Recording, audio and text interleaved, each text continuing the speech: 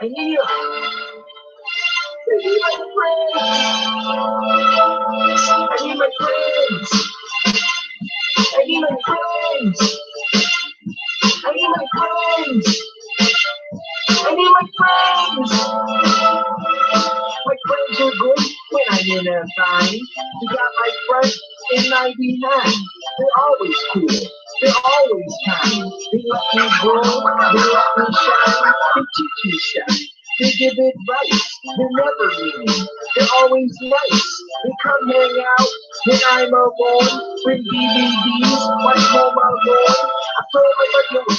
Are you thinking what I think? That we could be running the game, the international game, and then be part of the team, gathering up all the dreams, focusing on the beat, this Frank Jackson. What the fuck is Frank Jackson doing on this track? About the instrumental YouTube comments lack. I got the rhythm and blues inside my heart and my friendship and magic and friendship and glory. The haters let it go, frozen. I stand in the path that I have chosen. Can't go it alone, let me slide into your friends.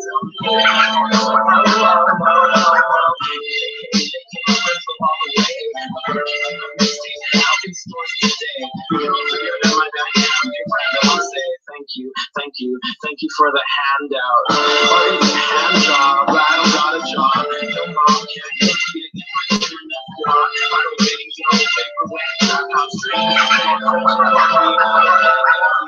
Rolling blunts every day. My rhythms so fresh, I gotta call it anyway. But I digress. I am nothing without my friends or my family.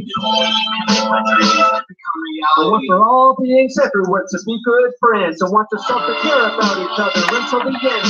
I don't let the win my fellow being suffer. If you fall down, I want to see you better. I want to push in your call and help you back up. I want to pour support, watch it and see your cup. I want to offer you the truth of plant foods to eat. And if it's cool, I want to help you find some peace. I heard it get close the other day. It goes like this. Hurt people hurt people. People try to hurt me if they can't match. If there's maybe someone out there treats you that. My mission in life is to help others. I want the self to be kind to one another. If anyone listening wants to be friends with me, I gotta tell you that would make me very happy. Yeah, son, song right here about friendship, son. Stop reading that shit, son. Don't give a hoot about squad, son. I got a lot of friends who are always on my back. Trying to get a couple fix, they wanna be where I'm at. In the rap game, got a bunch of star on the way. Not skip with the homies to pray. The one who let me some shit, but I'm listening me. The one who always lead me. The one who hate the mistakes that I made. I'm sticking with the homies that are past. More brave, yeah, son, and I keep myself on time. So you my homies until you make me ride. Good night, and it's just beginning. Cause believe me, y'all gonna be winning. I've had fake friends who would stab me in the back. That shit was whack, and now they regret that. Cause I'm a straight up legend in the blues. Yeah, she the gang son, I don't give a hoot. Here we go, ladies and gentlemen. The moment y'all been waiting for. Stepping up to the mic. Get you right on. No. No? No, I'm not rapping on your mixtape. Where on the mixtape? Because I'm not here to rap on your mixtape. I don't care about rapping on your mixtape. Can you please stop the beat, please? Stop the beat. Okay.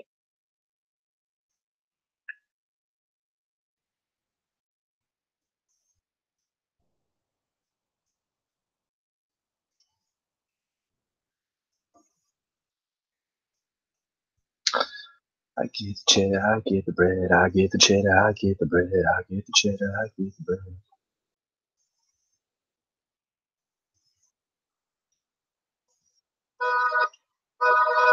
Yeah, got all these beaching ass trots on my lips and I'm straight up saying, not fuck with the rich wild man saying, straight up saying, it's just not give a hoot, I want to get out shit, yeah. So now ain't stop. See me in the picture, now ain't stop. What I do, so now ain't stop. See me in the truth, but I ain't stop.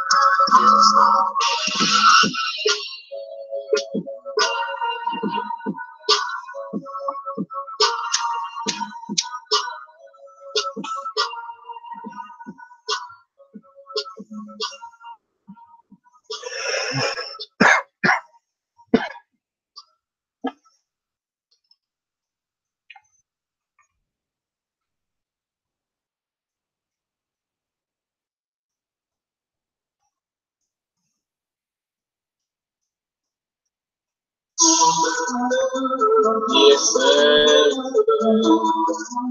I'll get squat with that shit, son. Yes, I'm gonna do that shit, son. Yeah, let's go. Squat. Squat. Squat. What it do? Squat. Squat. Alright. Squat. That's good, son. Post it up, son. I'm giving a wiggity wiggity wag, son. Not giving a scallywag flapjack squats, son. Yeah, son. Straight up. Not giving a flip flop calamari aqua. You know what I mean? Yeah, dude, I'm live right now. I was just listening to some 3 Pac just to settle my mind down and freaking about to pay my respects to the ancient silverback. And I went to an estate sale and I picked up like 3 boxes worth of ancient artifacts and tomes from antiquity. So I like to go live and to go over all the books and just read the cover, read the title, author, sometimes the back if the book's interesting. And I looked up the first 2 books. One was the Torah, the 5 books of Moses, a Jewish Bible, and the other one was a Walt Whitman book called Leaves of Grass, which I'm sure you've heard of. And actually, it was the 1927 version of the Leaves of Grass. I looked it up, and it's worth $85. I bought it for $3. Nice, son. Get the cheddar off that. Yeah, I get the cheddar, I get the bread. Yeah, son. Well, yeah, I just wanted to say what's up, man. I'm about to jump off, but have a good one. Keep getting through it, son. Thanks, man. Thanks, Willie, dude. Yeah, that was awesome. Your newest episode of the Hootless documentary tour. Yeah, that was really, really, really heartfelt episode. That was awesome. I'm gonna be sharing that on my Twitter and my Facebook. And yeah, son, keep it going, man. And see you soon. Straight up, buddy. See you soon. Later, bro. Bye. He gets the cheddar, he gets the bread. That's WillieJ himself. the hootless spirit of 3-Pac lives on. That's for real, sons. What it is, what it is. I don't give a squat, I don't give a who.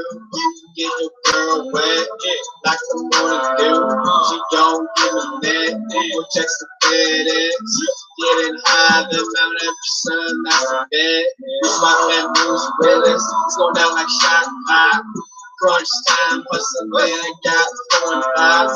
Better high, so where that nigga vibe. Take the bag, take the crib, other one there is vibe. Mother about my business, I'm a cheddar thing. Drop top 6, that's the grown with the cream. Before the ZHG, my gang, I'm a bad. 0 rules, running shit, I'm sit on my squat. Squat, squat. What it do? Squat, squat, squat, yeah, go, what it do? Smoking on a set, sipper to a dead, BP set up the cups, let's play. I be from the bay, 408 zone, come and get me, boy. I'll bust your dome, fuck you up, you ain't about shit. I be that white nigga, I be hitting lit, I be moving bread, just about a pound. While sliding in the sun, it's going down. Squat, squat, squat. What it do? Squat, squat, squat. What it do? What it do?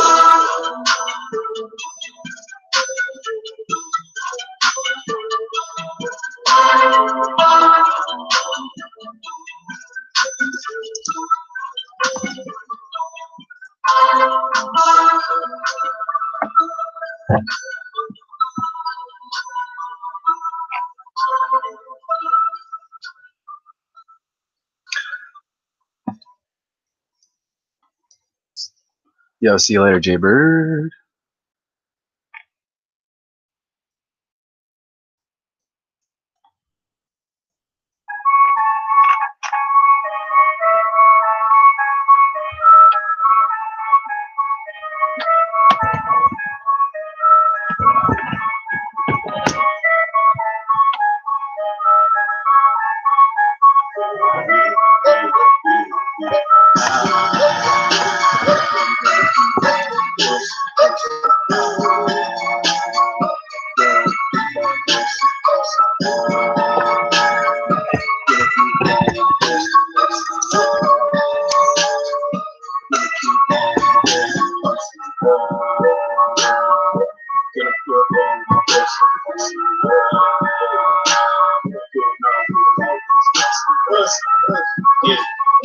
You know I am, not fucking boss. You know I am, my big boss. You know I'm never to no boss. How do we do? That's like a tree. How do we do? They dancing with me. Do you like currency? You know, no, you know, the name, you know, shit that I know. When somebody knows I'm a lame bitch. Cause I always think that American shit that I do this. You know, that I keep up on my things. Shout out to my spits. Shout out to my dudes. Shout out to my niggas. Shout out to my cracks. Yeah, let's go. Cash flow. Cash hoe. Yeah, my stick. Yeah, let's go. Yeah, no shit. Yeah, what's up? Fast man nigga. Like no big. Bars like a person. Bars like a mouth. Never think about it. Live make wow. I'm a fucking shit. I'm a fucking bitch. I'm a fucking girl. I'm a fucking crib. I'm all this shit. I'm a fucking son. I'm number one. One in this town. Boy, I become the best in the game. In my own lane. ZHG. Put it on to my brain. No, in my brain. Got focus. Magical. Like hocus pocus. Couple dogs. And then I was good. You know I'm on the rock. In the hood. I gotta do what I gotta say. Catching up to my phone, I'm really like a partnership travel. That ass with the straight shit, looking like one shit, bang, bang, bang, bang, bang, bang, bang, bang, bang, bang, bang,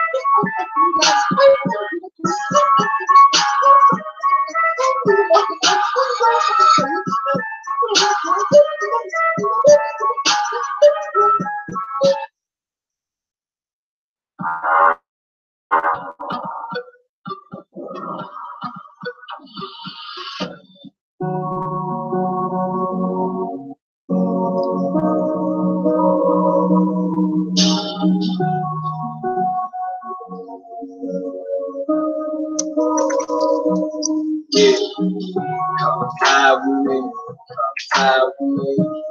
Where you wanna go is where we can be. Come fly with me, come fly with me. Take it to the top, girl. Let me see. Come fly with me, come fly with me. Where you wanna go is where we can be. Come fly with me, come fly with me. Take it to the top, girl. Let me see. I can take you where you wanna go, girl. Please share, we can find some girls, girl. Go outside and scope out the squirrels, girl. We can have the best time that we ever had. Yeah, we don't even have to have sex. We can hold hands and have a good time. We can just talk. We can be friends. But at the end of the night, I might want to have sex. Because I think you're hot. And I have a big wiener. And I'm gonna put my wiener inside of your vagina.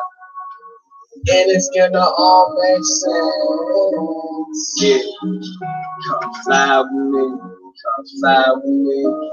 Where you wanna go is where we can be. Come fly with me, come fly with me. Take it to the top, girl. Yeah, see, come fly with me, come fly with me. Where you wanna go is where we can be. Come fly with me, come fly with me. Take it to the top, girl. You see, yeah, girl. I know what's good. You know I'm the only wild nigga in the neighborhood. I get the check, I get the bread, I get a pop.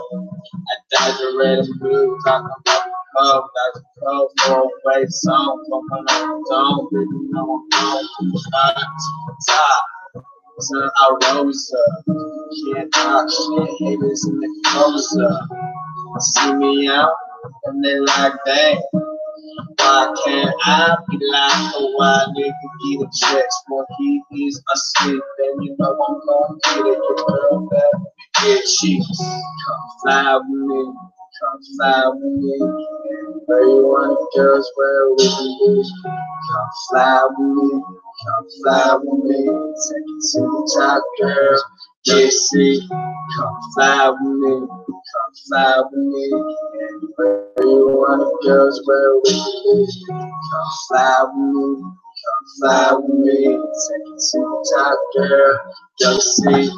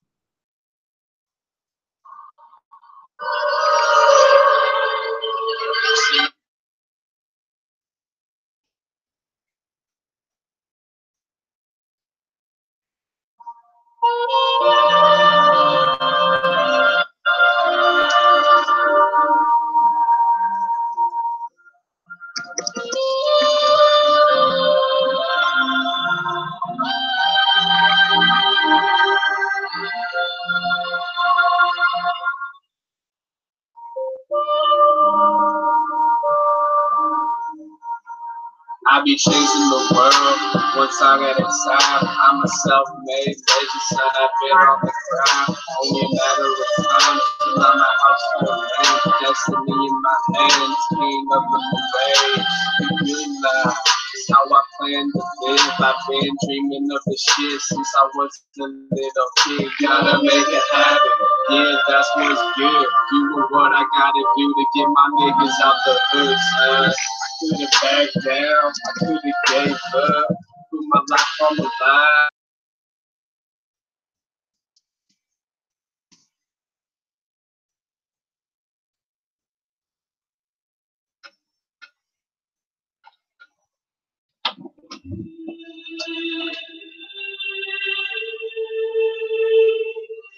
So Paul Michael Bales made a diss track about me.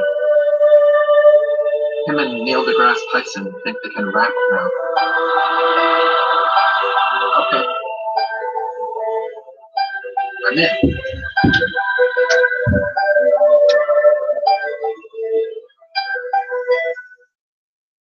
Hey, what's going on? What's an rap plan? I'm flowing up with a song for your mom. Tell her Earth's right and her ass is the bomb. Tell her I rap sounds back my run.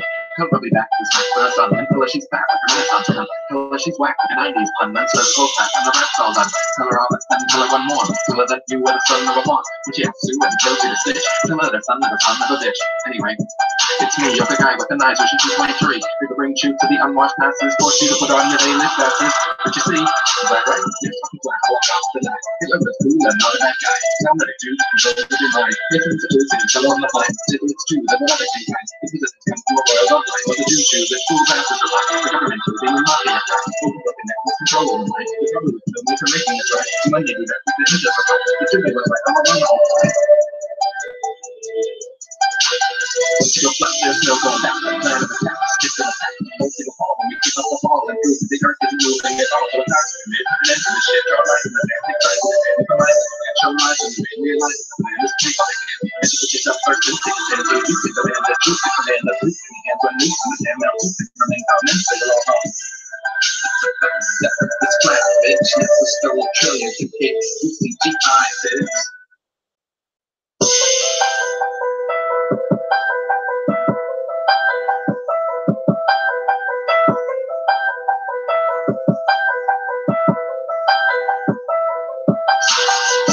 For yourself, it never drops 20 miles up, still in the same spot. Flat Earth is not as dumb as you thought. I can prove you're not moving, but you're like they're not. See that light from the North Star in the middle of the sky like a mover. It's gonna be there in the crooked light. It ain't moving, and neither are you. And the rest of the earth that will make you congruent. You have to be assuming that the North Star is physically zooming perfectly with you and me for eternity. That's stupid. Once you go flat, there's no going back. The plan of attack is stick to the fact. Once you go fall, when you pick up the ball and prove that the earth isn't moving at all. It's time to commit to the end of the shit. Draw lines in the romantic side.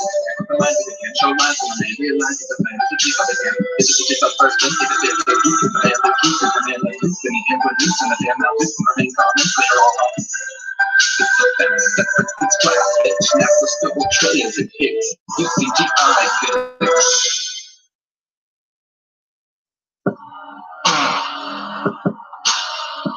Straight off the dome like Mark Sargent. Not really. From a video game design standpoint, maybe.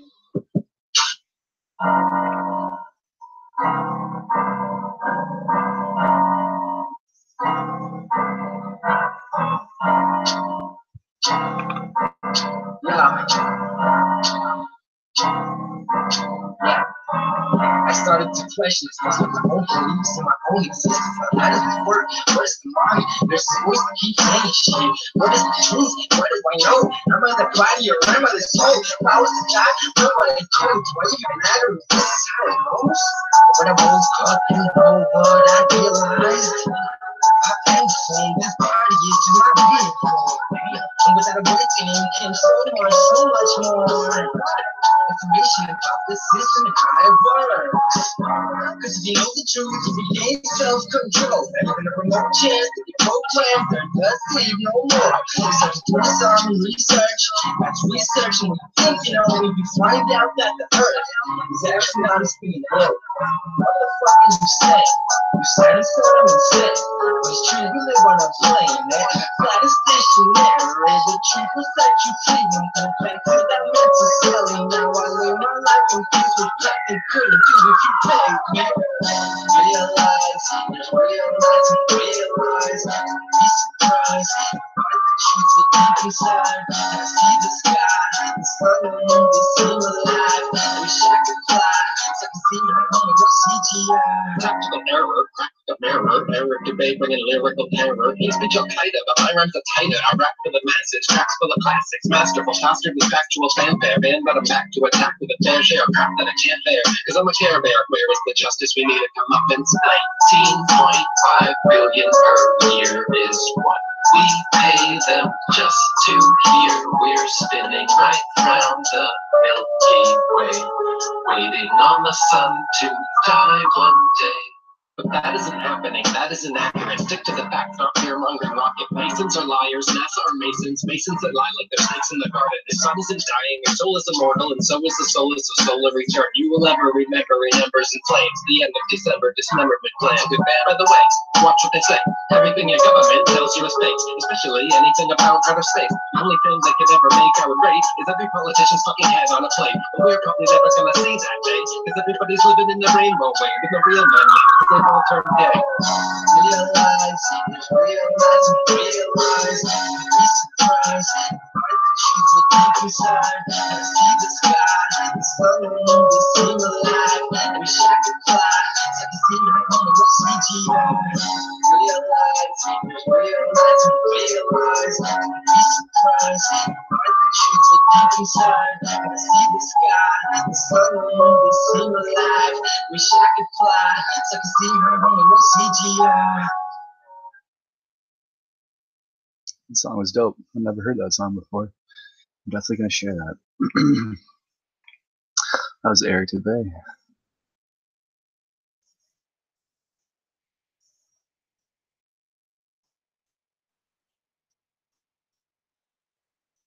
You have a lot of stuff, and you love the things you own. You never want anything bad to happen.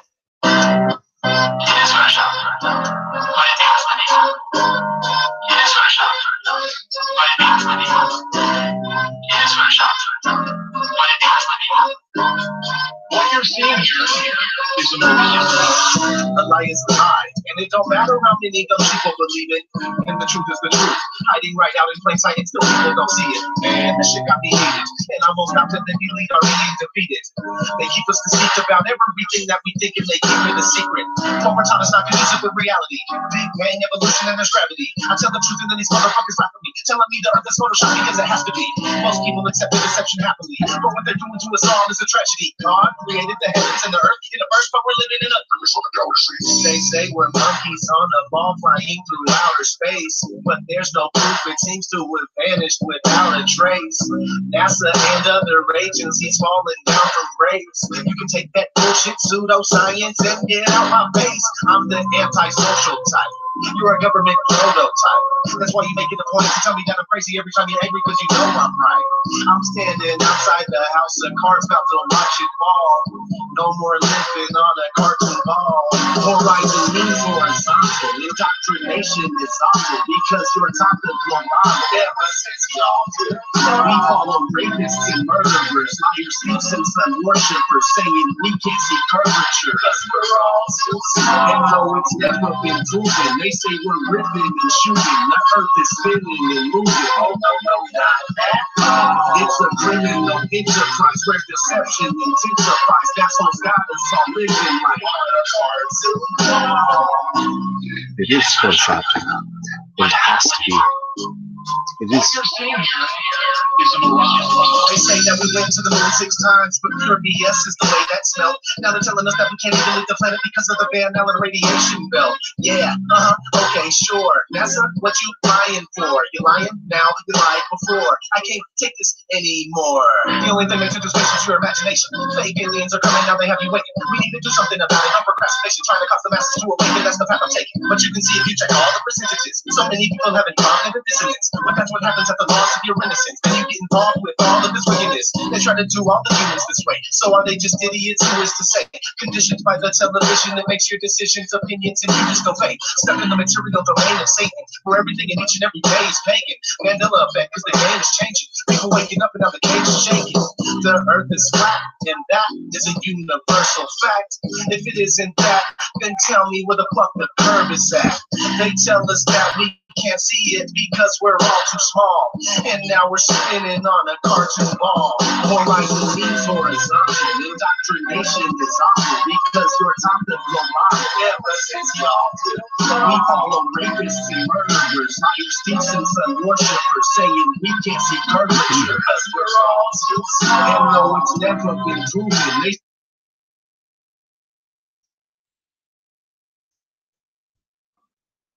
all right, well.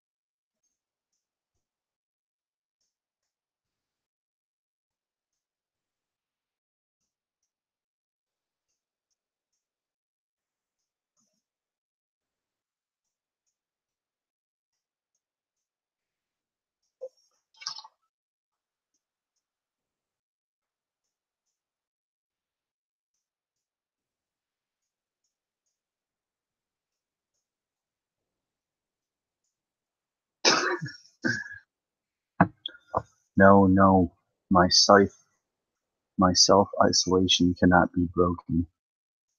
At least not now. The thought of breaking it occupies me so much, and at all times, that it only becomes more and more firmly embedded. Yet it counsels me to have spoken to my doctor. I have often felt anxious about myself, for perhaps being too proud to speak to anyone. But just as I did so earlier, I have done so again. And what had the doctor really to say? Nothing. But for me, it was of importance to have respect for the human relationship.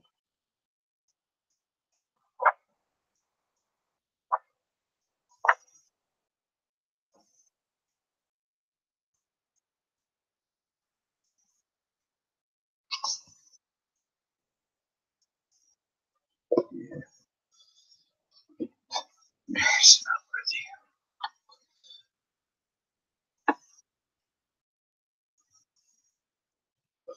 Honestly, if I went through all these books, it would take me 2 hours. Instead, I'm just going to listen to 3 podcasts.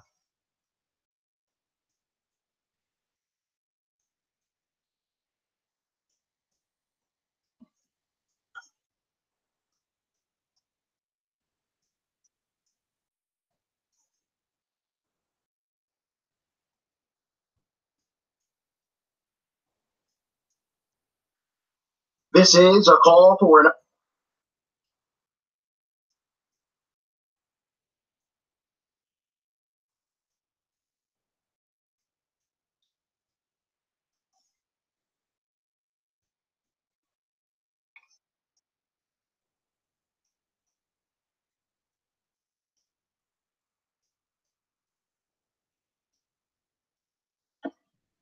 Old insurance kind of sucks, but limited is different.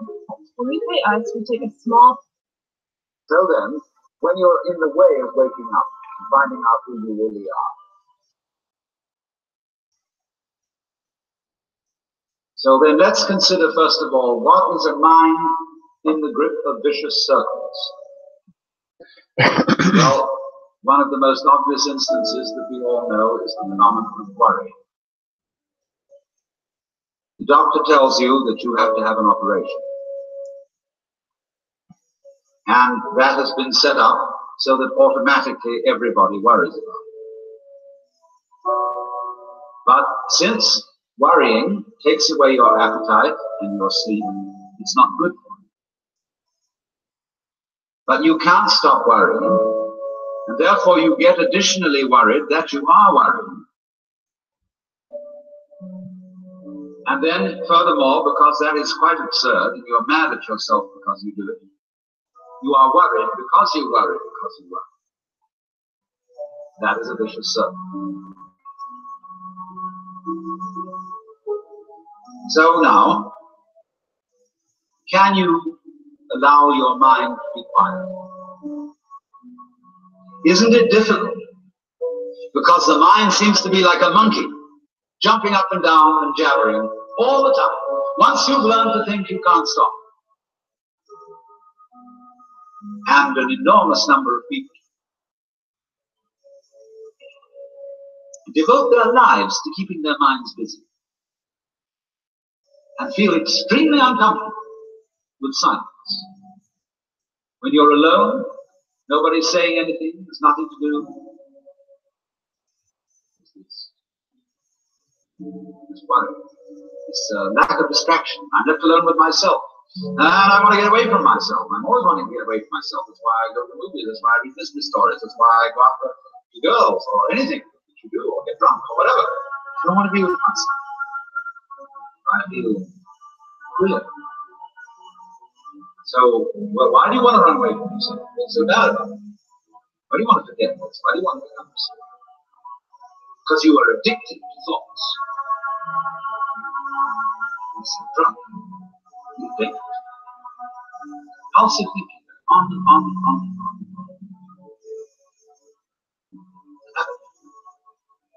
So there's a difficulty about stopping that activity. And you really have to stop it if you want to be sane. Because if I talk all the time, I don't hear what anyone else has to say. And I'll end up in a situation of having nothing to talk about but my own talk.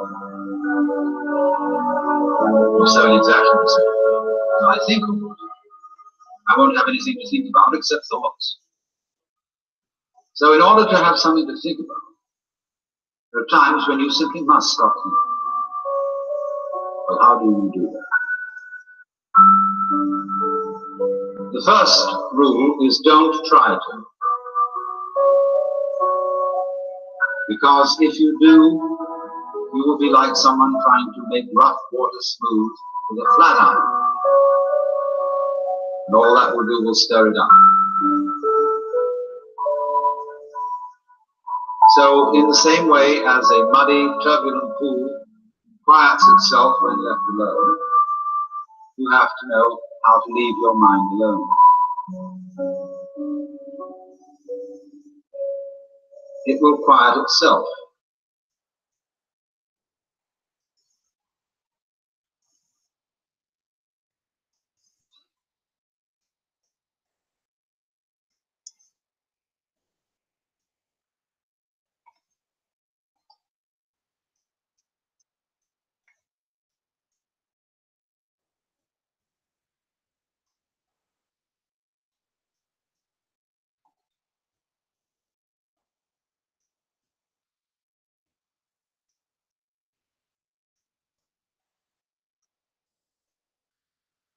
The easiest way to get into the meditative state is to begin by listening. If you simply close your eyes and allow yourself to hear all the sounds that are going on around you,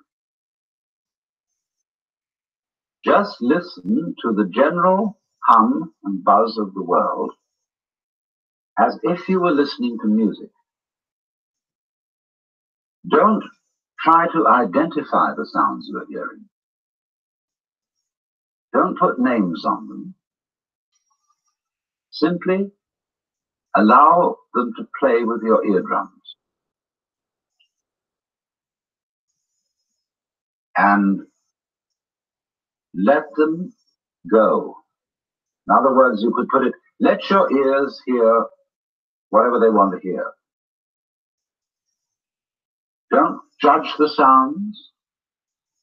There are no, as it were, proper sounds or improper sounds. And it doesn't matter if somebody coughs or sneezes or drops something. It's all just sound.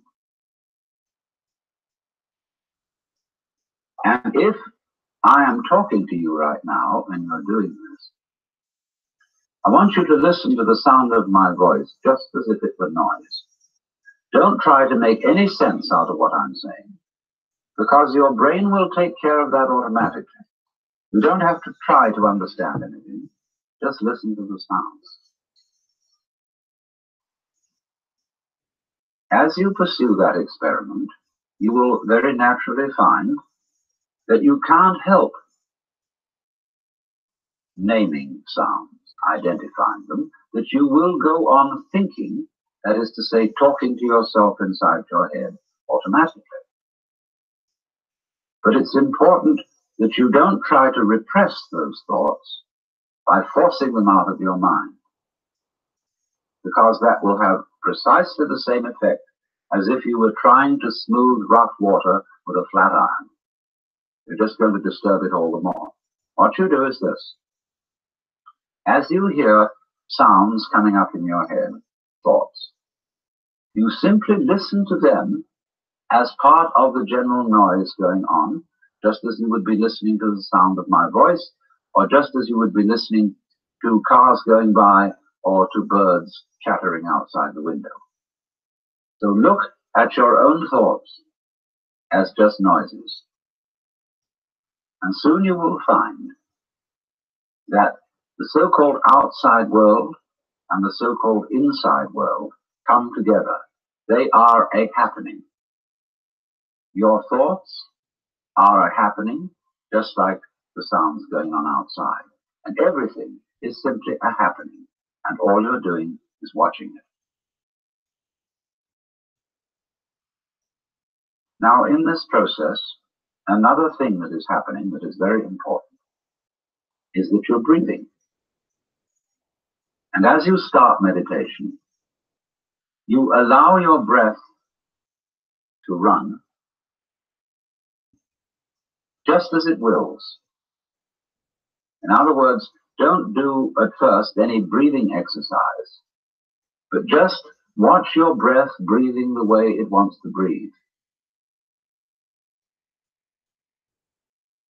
And notice a curious thing about this. You say in the ordinary way, I breathe, because you feel that breathing is something that you are doing voluntarily, just in the same way as you might be walking or talking.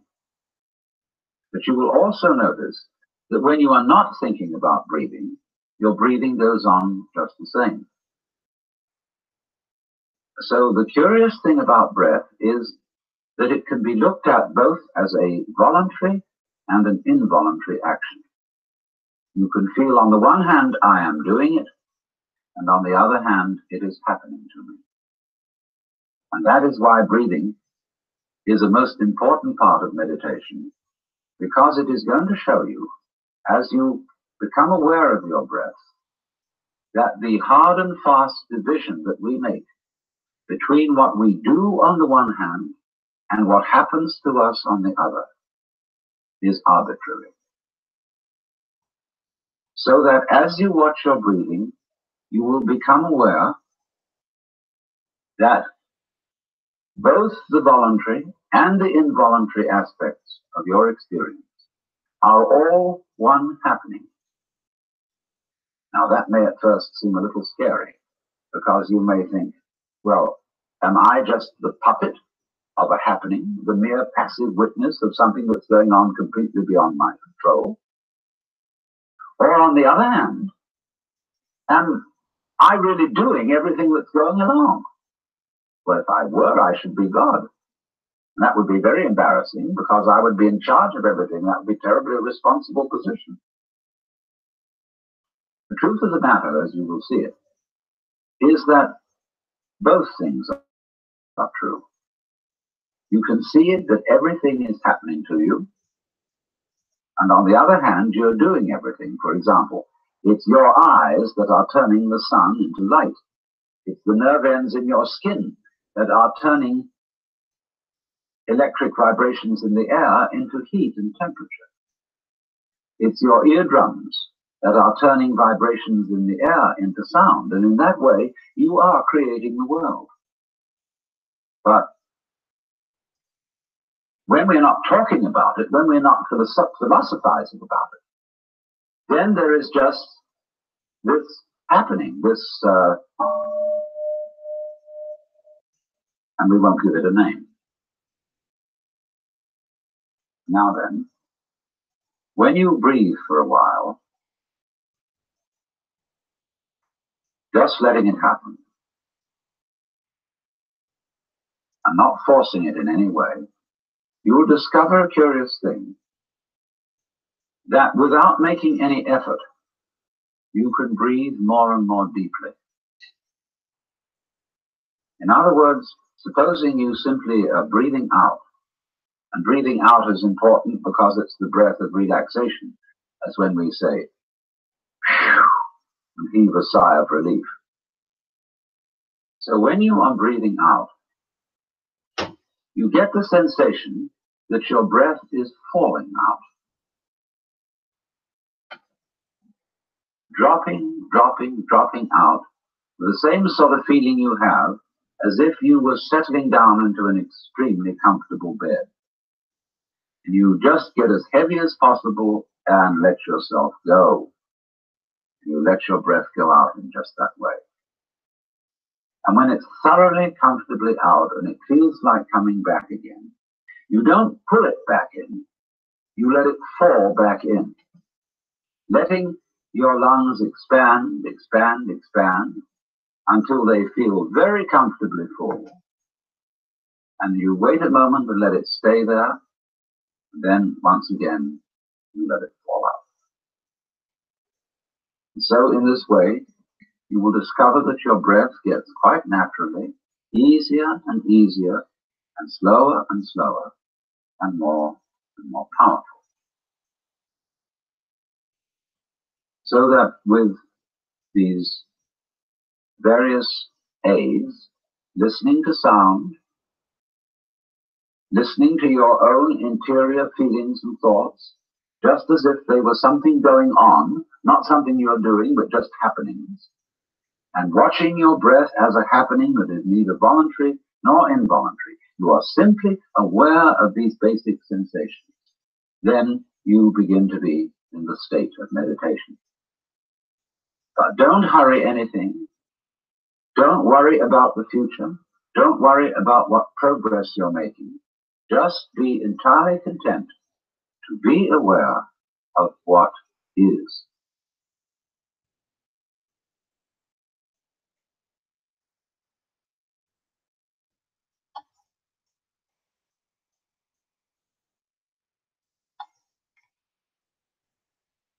Wow, that was really relaxing.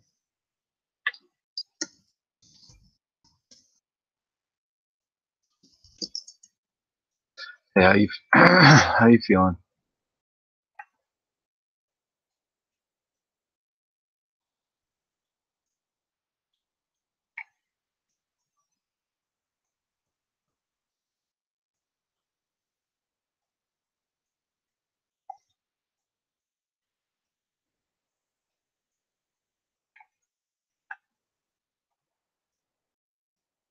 Well, now,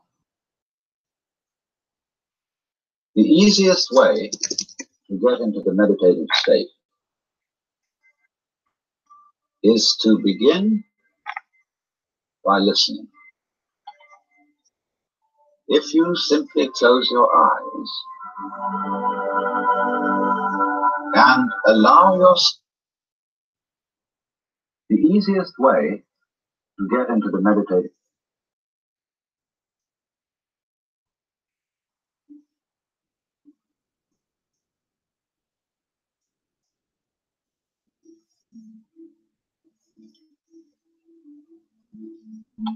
This is not the figure of a strange pagan god.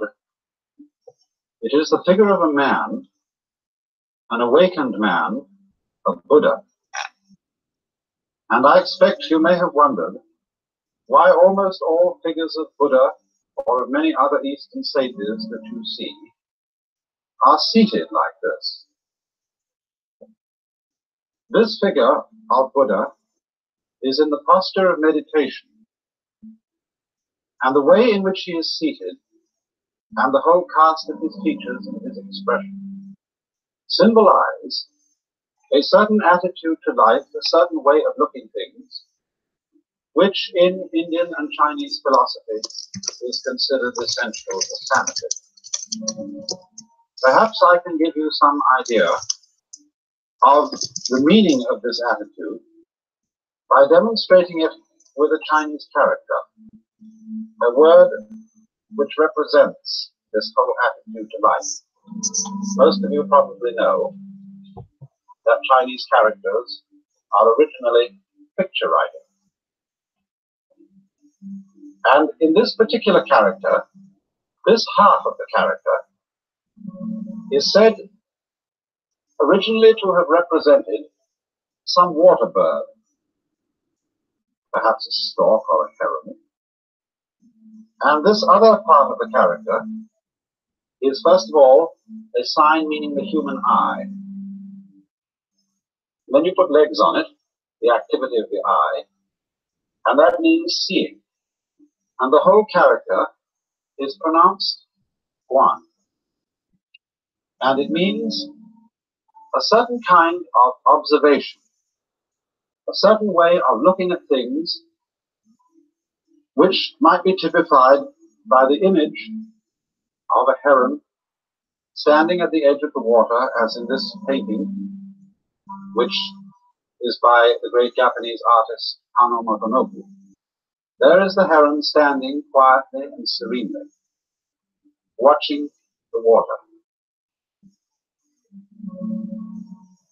And so, the whole meaning of this attitude to life is what is summed up in the entire Eastern idea of meditation, typified in these Buddha figures.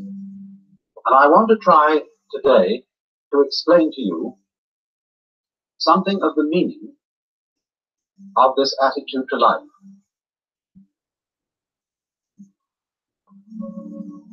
For fundamentally, meditation is not so much an exercise as it is a certain way of using one's mind or one's consciousness. Because normally, most human beings, when they use their eyes or their ears, are constantly and chronically straining to see and to hear. And when you come to think of it, that's very odd, because our eyes don't work by effort. They don't have to go out and get the light. The light comes to them. And in the same way, sound comes to our ears. And even the sense of touch comes to our fingertips. We don't, for example, have to press a thing hard. If I want in the dark, I'm trying to fumble and feel what this is. I don't have to press very hard to feel, because the sensation simply of the hard object comes to the nerve end in my skin. And so it's strange, isn't it, that we have acquired the habit of a constant and chronic effort to see clearly and to hear clearly. I think part of it comes from school. You know, when children are listening to a teacher in class, they're always fidgeting or doing something like this, you know, and looking around and twisting and jiggling. And the teacher says, "Pay attention!" And the children immediately, to ingratiate the teacher, are able to sort of ham or act what paying attention is like. And paying attention, of course, is staring at the future. Yes, they're very interested in what you say. Sometimes, to get their concentration clear, they curl up their legs around the legs of the chair and go into all these strange attitudes so that the teacher knows they really are trying very hard to attend. And it is through such conditioning as that, through being taught that we must try to see and try to hear in order to have clear sight and clear hearing, that we learn constantly to strain our senses in their use. But as a matter of fact, this impedes the clarity of our senses, because if you will try staring hard at a book in front of you, or staring very hard at the TV screen we're looking at right now, you will find that it becomes fuzzy.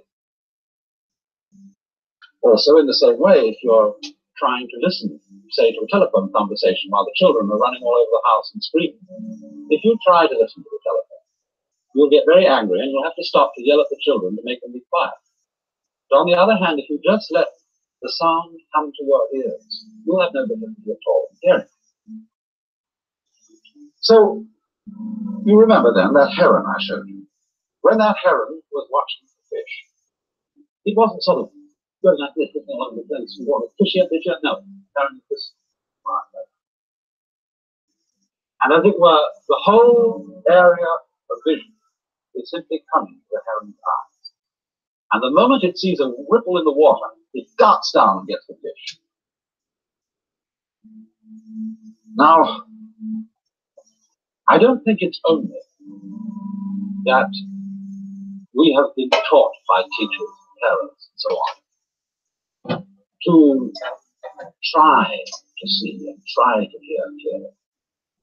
There are other factors in the problem. And one of them is that while we are seeing and hearing, we are trying to make sense of our world by thinking about it. And the act of thinking also introduces an element of strain into the use of our minds. And I think the reason for this is, perhaps you will remember how I showed you on a previous program, that thought is linear. You know, it goes one word after another. It's strung out in a line. We think thought, thought, thought, thought, thought in a line like this, one after another. Whereas when we see to what is going on entirely. We take in a volume when we see. We take in a great area. Nature is a volume rather than something strung out in a line. But when we think, we get one thought after another. And so the process of thought is much slower than the process of seeing and using our consciousness or our mind as a whole. And this then requires a certain effort to make thought keep up with what we are seeing or what we are hearing. Also, you see, thought works by abstraction. What do I mean by abstraction? Well, a lot of Chinese characters are abstractions. If we take, for example, the Chinese character for man, is written this way. Now, that was originally the head and legs of a human figure. Something, you know, like this, when we draw an abstract figure of a man, everybody knows that's the man. But as a matter of fact, it cuts out a great deal of man. This figure cuts out all the details and gives us a simple image which we can grasp all at once. And we have to do that in order to think, so that we can use a series of very simple images or grasps of the world, and these are abstractions. And it is fundamentally in terms of abstractions that we think. Now, thought, as I said, is slower because it goes in a line, thought after thought. And also, thought is abstract. That is to say, it lacks the full living quality of real life, just as this figure here is just a sort of skeleton, ball on top of sticks. And therefore, it lacks the vitality, the aliveness of a real man. Now, the more we tend to live in a world of thought, the more we tend to live in an abstract world that is removed from and has a gap between it and the real world of nature.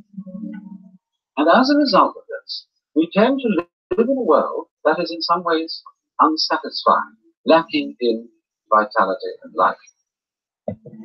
And also, people tend to think all the time. This becomes, for every civilized community, every civilized person, a sort of habit, which is like constantly talking to yourself. Now, of course, when you meet me here on the TV screen, I'm always talking, or almost always. But I assure you, I'm not always talking. I am often silent, because after all, we have to be silent some of the time, don't we, in order to hear what other people have to say, and therefore to have something to talk about. In just the same way, our minds have to be silent some of the time, if we are really to have anything to think about except thoughts. You know, there is a popular proverb which says that talking to yourself is the first sign of madness.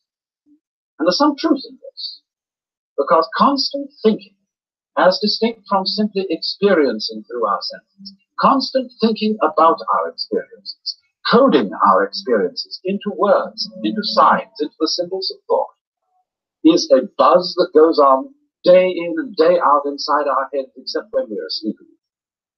And as a result of that, we begin to live in a world increasingly divorced from reality.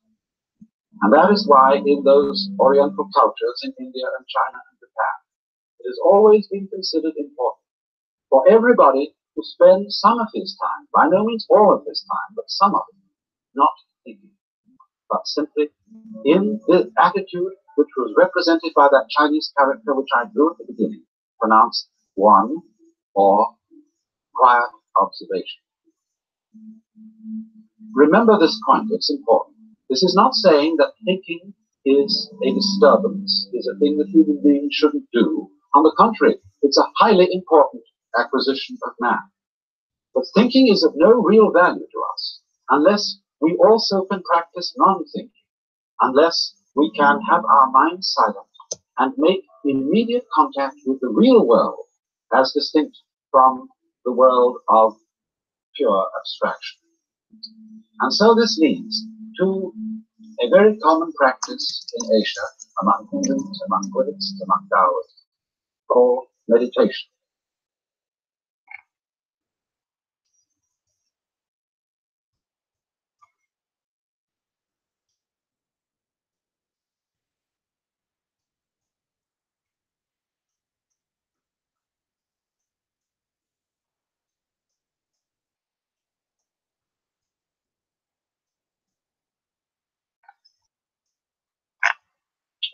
One thing do I teach, O my disciples, suffering and deliverance from suffering. It was in this way that Gautama the Buddha, living in the 6th century BC, gave the gist of his whole teaching. And it's for this reason that many commentators and critics of Buddhism have called it a way of escape, because of its tremendous concern with the problem of human pain as the fundamental problem of life and the means of deliverance from pain. But I believe this is really a very mistaken criticism, because there is nothing that is so much the very essence of suffering as the fear of suffering itself. And if the doctrine of the Buddha were fundamentally based on an obsession to get rid of suffering, it would be a kind of self-contradictory vicious circle. This is very well illustrated by another of those stories which I tell from time to time, where a student came to his master with the question, "It is terribly hot, and how shall we escape the heat?" In other words, this was a symbolic question, asking about the whole problem of the heat of suffering. It is terribly hot, and how shall we escape the heat? And he answered, "Go right down to the bottom of the furnace."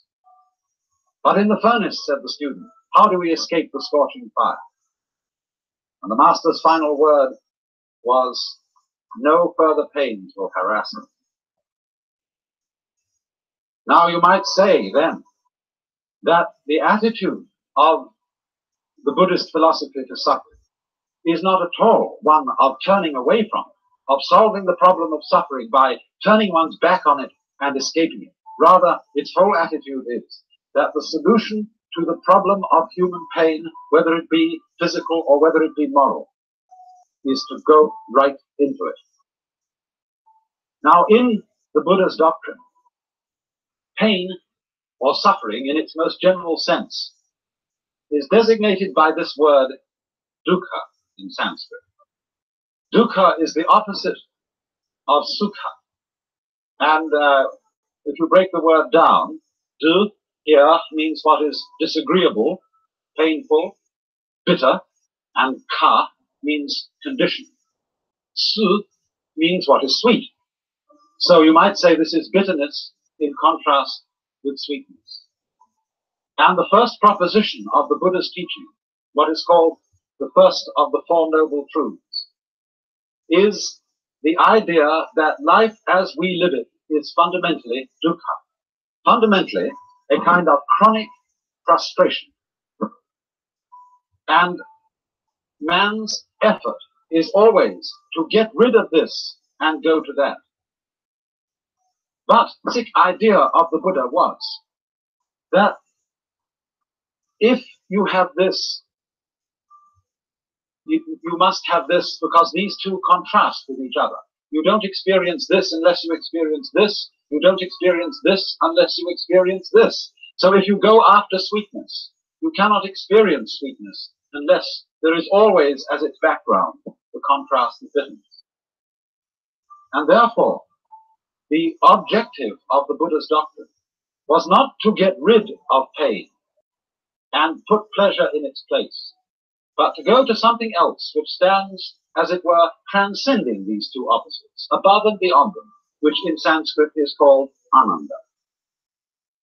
That word is usually translated bliss, but in a rather unusual sense. There is a poem, again from the tradition of Chinese Zen, which says, "Under the sword lifted high, there is hell making you tremble. But go straight ahead, and there is the land of bliss." And so bliss here has a very special meaning. It isn't bliss in contrast to agony. And I think probably the best way of translating the word ananda is to use the English word ecstasy. Now, then our problem is simply this. How is it that through a profound going into suffering, that is to say, a profound acceptance of it, there can come out of it some sort of bliss? This is the problem we have to understand. Now, first of all, by way of illustration, I would like you to consider a mild but nevertheless chronic form of suffering which we constantly undergo, the experience of fear. What is fear? What, in other words, when you are afraid, are you actually feeling?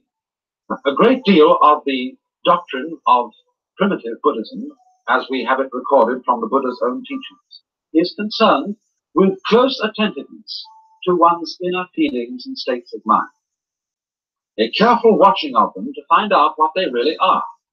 And supposing then you're afraid, what happens to you? Many people, when asked this question, seem strangely unaware. Their thoughts are concentrated on the particular imagination of the feared event happening. In other words, a person is afraid of having a certain sickness, disease, and he keeps thinking of what it might be like to have that disease. But supposing we switch our attention from that and concentrate for a moment on what it simply feels like to be afraid, we find, don't we, that we get a kind of creepy feeling up the spine. We get a sort of sinking or hollow feeling in the pit of the stomach, and a clammy sensation in the palms of our hands. Now, as a matter of fact, that's not really very painful, is it? That's all that's the matter with you, and that's the worst that life can do to you at that moment. Furthermore, notice something else, that when you have what you call fear, you have also precisely the same sensations that you have in a totally opposite situation, when you have what we call shudders or thrills of delight. They are the same shudders, the same trembles, sometimes even the same creepy feeling up the spine, the same sinking feeling in the pit of the stomach, that a very profound, positive emotional experience can excite. So that we find that our feelings depend for their valuation as to whether they be positive or negative, very much as to the context in which they occur. For example, say a father is playing with his boy, and Go later, sons. he gives him Talk to you soon, son.